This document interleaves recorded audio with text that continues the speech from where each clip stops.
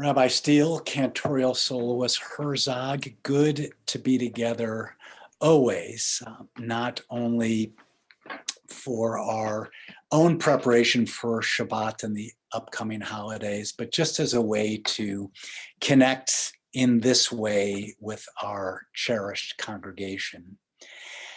So tomorrow night is Slichot.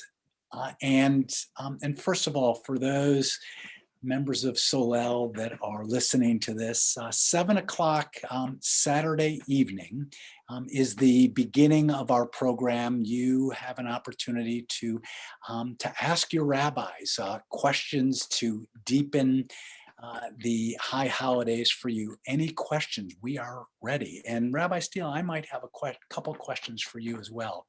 So it begins at 7 with the program and then into a Slichot service. And the Slichot service is really centered around 3 different steps that individually and as a community, we stand before the One, before the Creator of the universe. We confess what we need to confess. You don't have to do it out loud. Do it in the quiet of your heart. Be honest with yourself how you missed the mark and how we can be better versions of ourselves in the coming year. And then we join in slichot, literally expressions of regret, asking for forgiveness, and want to just share a beautiful short petition, a prayer for slichot from Rabbi Rachel Barenblatt. Compassionate One, remember we are your children. Help us to know again that we are cradled during these awesome days of changing light. We want to return to your lap, to your arms. Remember us how to believe that we are loved, not for our achievements, but because we are yours. As the moon of Elul wanes and the new year rushes in, hear us with compassion, enfold us, don't let us go. Rabbi. Thank you, Rabbi Linder. My comments are in line with yours. I wanted to start though by saying just how excited I am that this year will be partially in person, and I'm so looking forward to seeing people here. I think after the ups and downs of this last year, it's going to be such a huge blessing to welcome a new year and to have people in the building.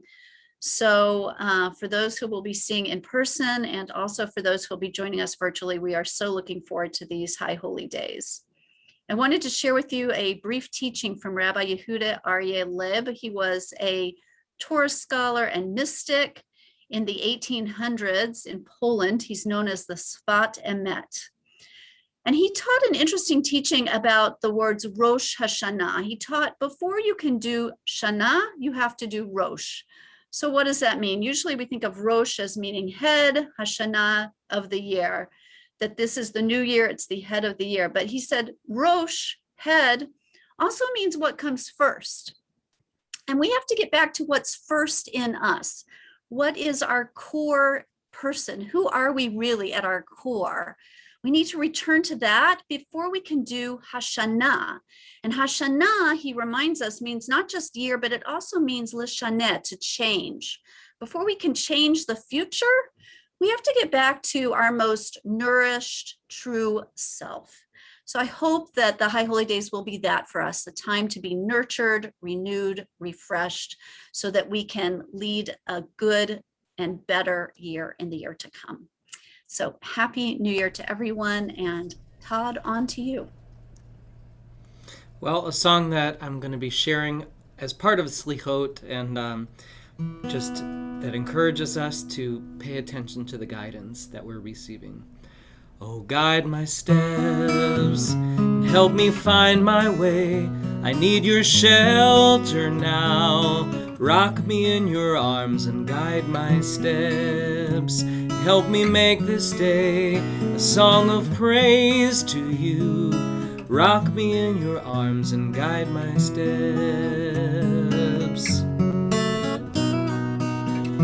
Ufroz עלינו סוכת שלומך ופרוס עלינו סוכת שלומך. Oh, guide my steps. Oh, guide my steps. Oh, guide my steps. Shabbat Shalom, everyone. We hope to see you for Slichot, and Shana Tova. May it be a sweet and healthy year for everyone. Shabbat Shalom and Shana Tova. Shabbat Shalom, everyone. Take our love into the new year.